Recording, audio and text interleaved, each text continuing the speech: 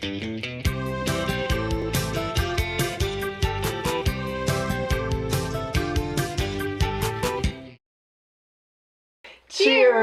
Welcome to Moviebitches, episode 24. So tonight we're reviewing a movie that's kind of like in the buzz. They're really trying to push it, that's for sure.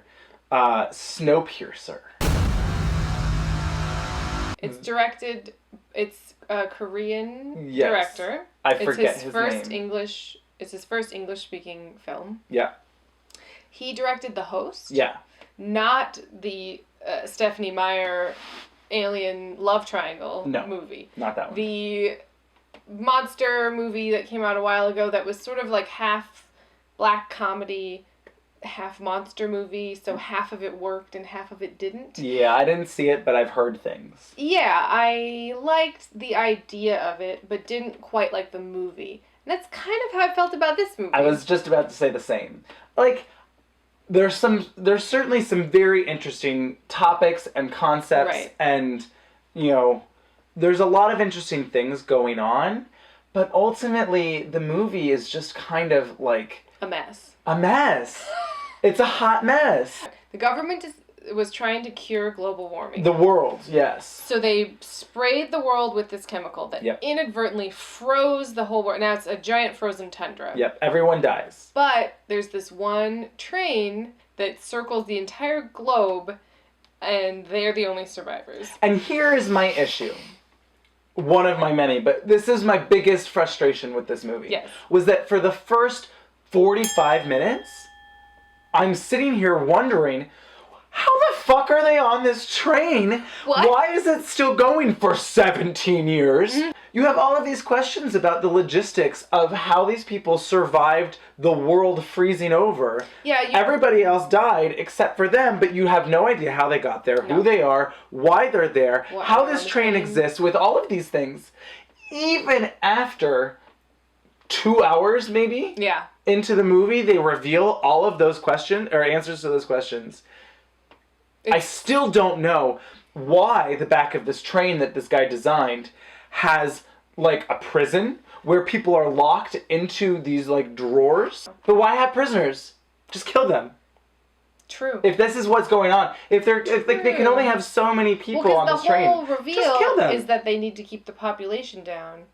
So why would you bother keeping the population up with prisoners? Yeah, why would they? Also, why do they need to maim people by taking off their arms? Just fucking throw them off the train if it's that serious. Right? Ed Harris plays the engineer behind this crazy train. He's kind of like the Wizard of Oz of this train. He, in fact, is the Wizard of Oz of this train. Apparently, he thought of every single possible thing you could need to have a mini-Earth survive on a train. This whole movie is a video game. Yeah. And they're going from level to level, which is every different car of the train. Exactly. And then, to compound that fact, every scene of dialogue is like one of those horrible, boring cutscenes in a video game that you're like, can I skip this already? Can I skip this? Can I skip this?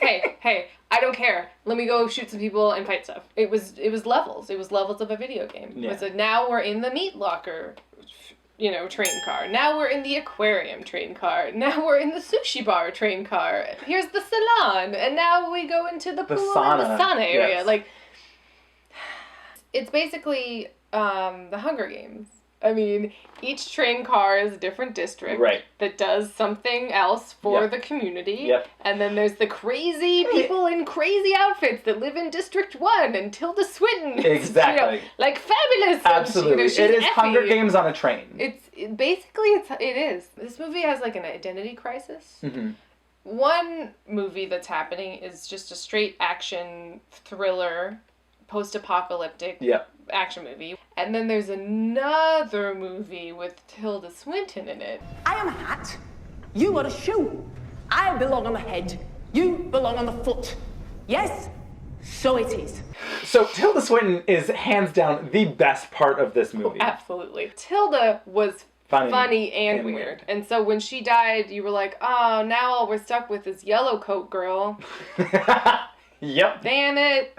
She sucks. I really would have enjoyed either one of the movies that it was, but because it was both, I was very confused. Like, if Very it had been a confused. straight, cool action movie, I would have been like, cool, I'm in. Or the wacky, bizarro world where Tilda Swinton exists.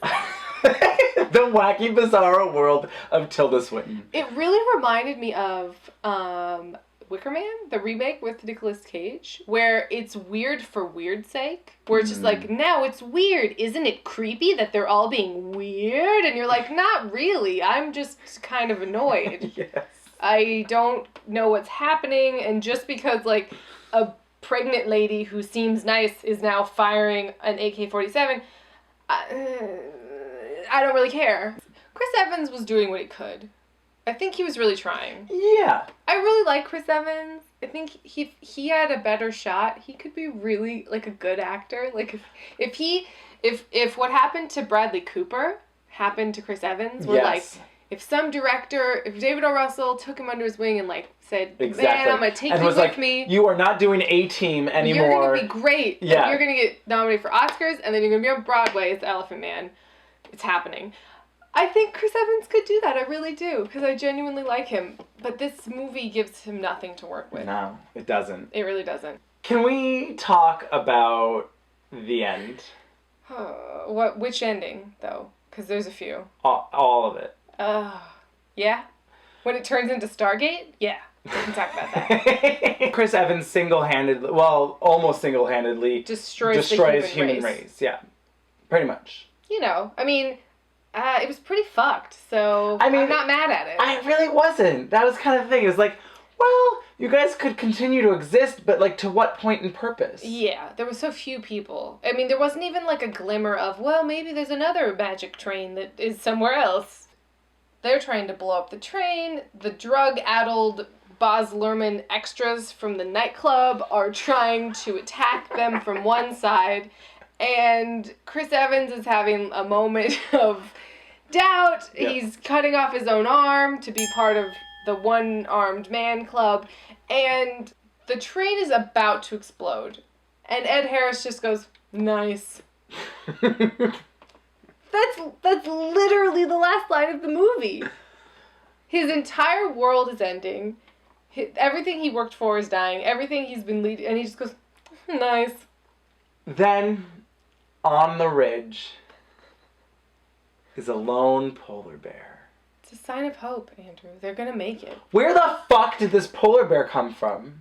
If the polar bear can make it, they can make it. Where the polar bear come from? He made his own magical train that he's been living on. He's Ed Harris as a polar bear. What are they eating? Ice? They don't even... Humans that have frozen? Maybe. I really wish someone like Terry Gilliam had directed this, where everything would have been practical, you know, everything would have been built, and it would have been a really cool... I didn't feel like I wanted to be part of this world. Well, now I'm just thinking of what it would be like if Quentin Tarantino had directed it. It would have been a lot better dialogue. Yes. I guess I wouldn't really recommend it.